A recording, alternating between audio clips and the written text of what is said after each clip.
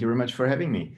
So yeah, first of all, to start this presentation, I have to admit something, which means that I am an efficiency junkie. So I'm the things that we want to kill today or that might kill Agile is something that I also find very deeply within myself. So if I look at personal behavior, it's kind of as soon as I see a spreadsheet somewhere and I have to digit the same number twice, I start to automate it. I cannot work around that. If they look into my calendar, it's pretty much perfectly filled. So every slot is booked. You know this probably yourself. And this is also part of high efficiency that I probably am addicted to it. I can't stand moments being on site if I don't have a meeting with somebody and using the time the best I can. And even one thing, not sure if anybody of you does kind of cycling. It's one of my favorite hobbies that I typically do outside, but in winter it's pretty hard to do this, especially in Austria, as you might encounter lots of snow here. So I'm doing cycling indoors, and trend is that people encounter themselves online and race there. But I don't do that because I need to use the time the best I can. So I do courses, learnings, watching videos, reading books, whatever, on my bike as well. So honestly, I got to admit I'm a real efficiency junkie. But what does it mean? So first of all, introduce myself. Thanks for Mike having done the quick introduction. Actually, I'm currently working for Smart Ecommerce. So I did a lot of coaching in the past, and now I'm really back in an executive position there, working back in product. And so I also took this chance to look a little bit back into the past and what I took out of the moments being a coach for other people, being somebody who transformed companies, being somebody who brought processes into a company, and think a little bit about what did we do there? Did we do something good for your companies? Was it something that might be a learning that maybe in the future I would do in a different way? But please be aware, a disclaimer for the presentation today, there is no scientific approval at all for anything I will tell you. There is no real general evidence for what I will tell you. It's just really my 2 cents on what efficiency processes in agile environments mean and how we can kill agility by focusing maybe on the wrong things. But starting with efficiency. So efficiency is basically something I really learned a lot in the last years in the production industry, where lean concepts are highly coming in. So it's about reducing waste. So any activity that has no value to the end customer has to be eliminated. Okay, something that absolutely matches with agile principles as well, I guess. Another thing, more is the unevenness. So as soon as you have days that you do a lot and days that you don't do anything, and you don't have a real balance within your work, it's bringing you out of the flow. So this unevenness is one thing that might stop you from being successful.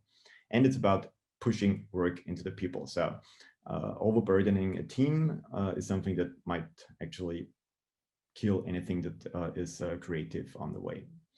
So what I actually learned, there are lots of concepts in production, there are lots of concepts in agility, in business agility, as well as in agile frameworks like Scrum and everybody knows around, that are very much interconnected. But I think we can learn a lot from out of production industry, but we need to learn to apply this also correctly into what it means when it comes to more creative work, especially in regards to product development.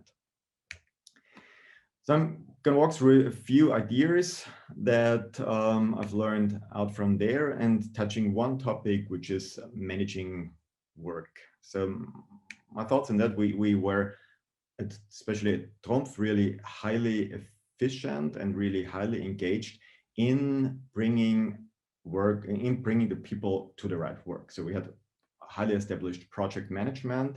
When it came to product development side, there was project controlling, there were project meetings set up, and there were perfect staffing planning of resources into our project. So what we actually did quite well, that we managed people to work and we tried to use the resources the best we could.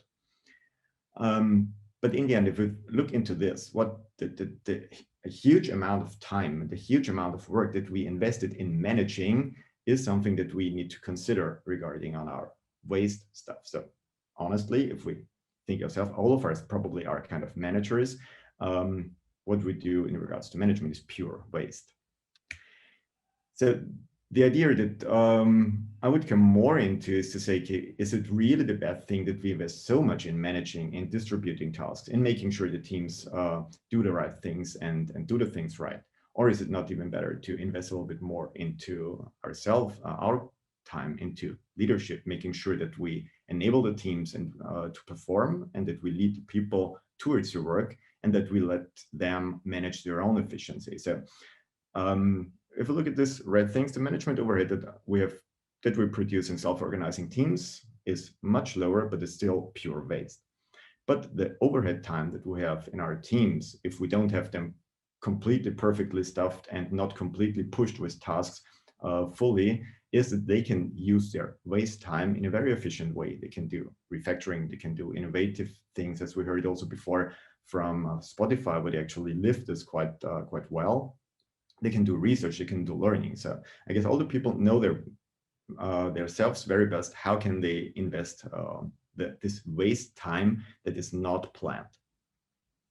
And so that's my take to go there from managing, taking off a little bit the investment that we do in management and put it more into leadership and letting the people actually learn themselves and how to reduce waste on the go. The title also includes a thing of process. Industry companies are very process driven. So out of software, my basic background is out of software businesses, small companies. Rentastic also was a small company, then acquired by Adidas, where we also learned to touch a little bit more on processes. But industry, Trumpf is a company with 13,000 people and really well structured when it comes to process. So if I have one thought on how does the outcome of a company develop over time with the process excellence or process intensity that we implement. If you look at a kind of a startup, you probably will find there a quite a chaotic, loose collaboration where we actually do not really need too much processes. But in the growth, we definitely see that we cannot collaborate so well, and we need to foster processes somehow. Typically, this is a norming, storming phase when we start to introduce processes. People start to get used to it. People start to live it. People start to get away from this pure informal collaboration that we have. And we need to develop and foster the processes into a way until they are really established and supportive. And then is the moment of truth. Either you can really manage to stay on this established supportive processes that you continually ask the people that if they need it and if it still helps them, or you start from the moment when processes and KPIs or whatever you put behind it develop as their own goals. So you get your focus away from the outcome and you get your focus onto the process. This is the moment when you just have two opportunities if you see this curve declining. So if you have a close look at it, either you close down your business, you take the money and run because you will never come out of that anymore. Or you really invest into a transition to make your company again an agile company where people work for the outcome and you get them using processes but not working for the processes. And the problem is that typically most companies get here into kind of a stable steady state curve where outcome is a little bit reduced, but it is still there. So measurably, things work out quite well, but people work for the process, as you see here. If you look at this as another way, I call it the spiral. Why does this continuously enforce itself? With the introduction of processes, we typically see a small decrease of a small decline of the outcome because people have to start more focusing on the process, make sure they implement it correctly, and we say, okay, we get a little bit slower. That's typically what also startups encounter. If it's a small 3 or 5 people, they're really fast. As soon as it gets bigger, as soon as we start to introduce processes, it's get a little bit slower. So we ask ourselves the questions, why is this like this? And we introduce more control. With more control, obviously, we lose the purpose of the product a little bit because we're focusing more on the organization and on the processes that we've established. As we see that purpose is getting lost, outcome is a little bit decreasing, we need to strengthen our processes, obviously. And then is the moment when the people start working for the process. So it's not the product anymore, it's not the outcome anymore, it's the process that for a system to work. Result, obviously, is less outcome. People are unhappy and people start working around the process. That's still the best case that you can have, that you have a process that's established, that's in your process management tool perfectly described, but people start working around because they still want to go for the outcome. But then the last step in this is people start working against the process. So they actually invest energy to work against what we enforced them to do. This is a high degree of a moment it's hard to come out from here again because you really lost many people there. And we've seen this especially in industrial companies, because there are many of them having the same problem, that you need to go up this spiral again and again and again. And this really takes a lot of effort to tell the people, okay, we don't introduce the process to stop you. You don't have to work against it. Please tell us just why doesn't it work for you, and we will update it. So it's a mindset on the management side, and it's a mindset on the people side as well. Going further on focus, we typically have a lot of things to do, especially if we go into management. We've got a lot of projects going on. We've got lots of team that we need to manage. We've got lots of people that we need to make sure that they can do their best, or many customers working out. And this is something that, okay, it's a true situation. So we can, on the first hand side, I can start focusing on my work and I will be very productive. That's fine, get my high quality output. And that's the best moments when you change your job. So but now I'm probably in this situation, I can start from scratch. I have pure quality outcome. There is nothing that holds me back in a moment. But if you think a little bit further, then you can increase your output, you can increase your input. And in a specific point in time, you probably will start to accept a little bit lower quality and say, yeah, that's so much to do, but it's still fine if you do it not at 100%, just make 80-20 and everybody's happy. So this will go on for a bit. And at a certain point, you will find that what you did not perfectly in the first moment, you need to start reworking in the end, which consumes time from the other side. And probably this is a situation that goes on and on and on. And if you don't come out of this spiral, you will just have to ask yourself two questions. The first question is, if you're stuck, how long will it take me until I get to a high quality output of 0? The other question is, how slowly can I do my work so that I can make it until Christmas?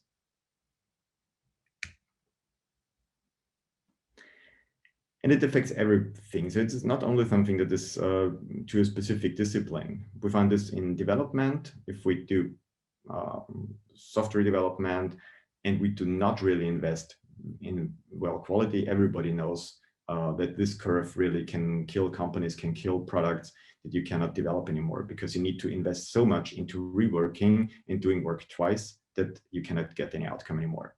It's also true for management. It's also true for organizational stuff. It's also true for leadership work that we need to do for our people. If we cannot really invest well in leadership, we need to continuously fix the problems that we have with the people if we did not lead them correctly towards their excellence.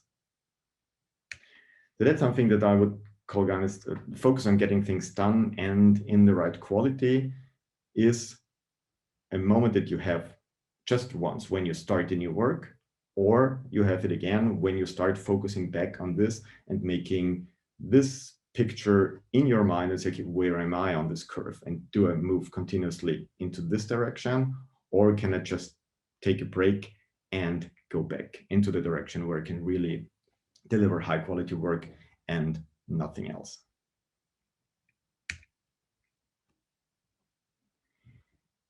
Another thing is talking about human resources, especially in productive environments, in production environments. We talk a lot about human resources. So we're buying and getting people into the work and saying, okay, the more people we get into the work, the better it's done. Probably it works pretty well when it comes to low quality jobs. And industry companies still have a hard time in understanding that human resource is not the same as having the right people on the job. So if we look into something like art, somebody would call this maybe a solid work of artwork. Designed this yesterday myself, so probably I'm not the real best designer. And there is some kind of great work. And if we now look into efficiency to say, okay, how do we get from solid work into great work? The only question we need to pop to ourselves is how many solid artists will we need to make something great?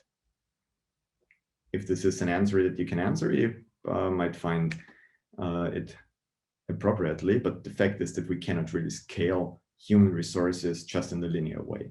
It's a matter of talent development. It's a matter of picking the right people. It's a matter of getting those people on board who are actually great and can do great work in the environment that we give to them. It's nothing that we can multiply.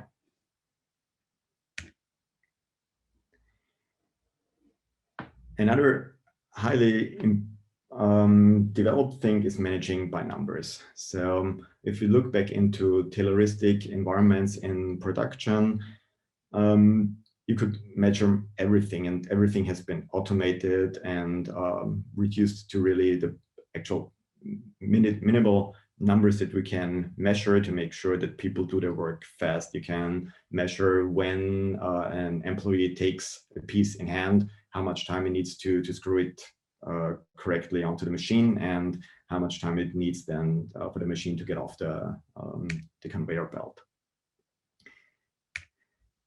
The higher the complexity of work actually gets, the less you see from what you measure. The problem here is that formally we could measure a few things, and in more complex environments, the more digital it gets, the more we can measure. So we can produce a huge load of numbers from our software developers. We have Jira in place, we've got GitLab in place, we've got Sonar toolings. We can really find a lot of data there to try to visualize how the quality of work is. But if we actually look at this iceberg, we say, okay, this is actually what we can see and measure. And this is what we also can then manage. This is management. But that's actually what is below the iceberg line of the water. That's what actually the team knows. And that is nothing that we can really manage. That's something we can only come up with leadership. So also here it's agile leadership, the big topic that starting to manage gives you just control over this tip, and people below will work around whatever you do. So either they fool you with numbers that you want to see from them, or they just give a shit about what you want to see, and they do the work on their own, which is probably the best case for many companies. So measuring efficiency, measuring work is something that doesn't work out anymore when it comes to complex environments.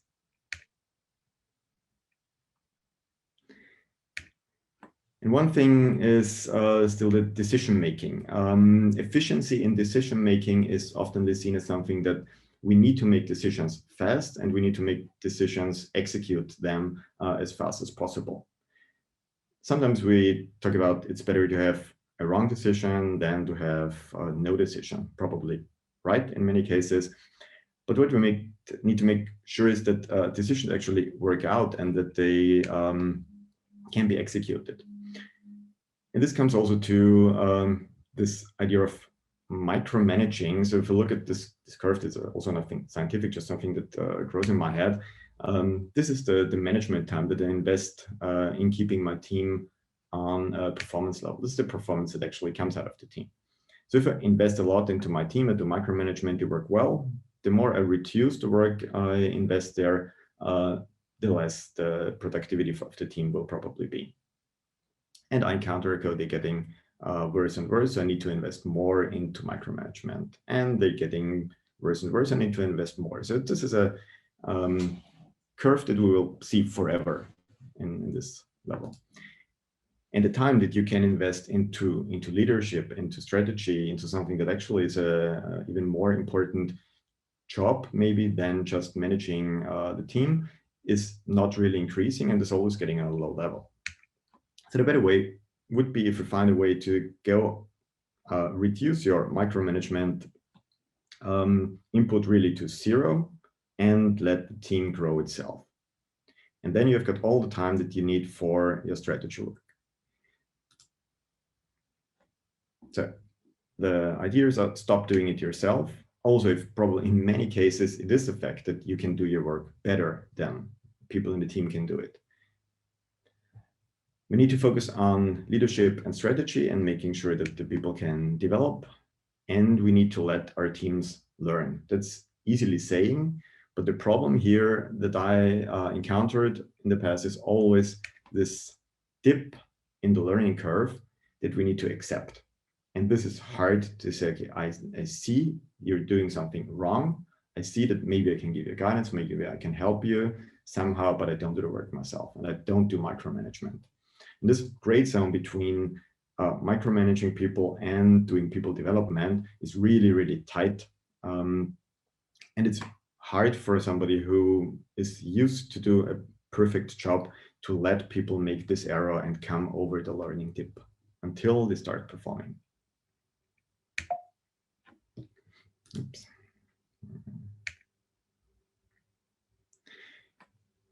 So this last slide in the end tells us delegate or die, because you never come out of this monkey work that you would do as a manager unless you have a team developing on its own and you focus back on strategy.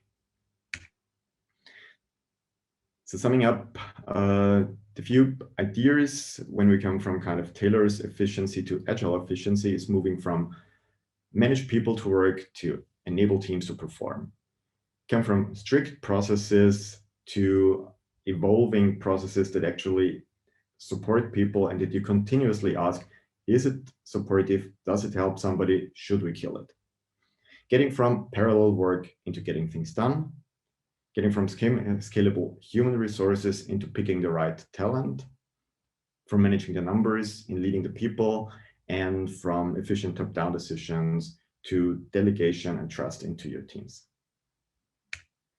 So thanks a lot for letting me share these few ideas that are circling my brain, and now I would really be happy to discuss with you and maybe then also have a coffee in the breakout.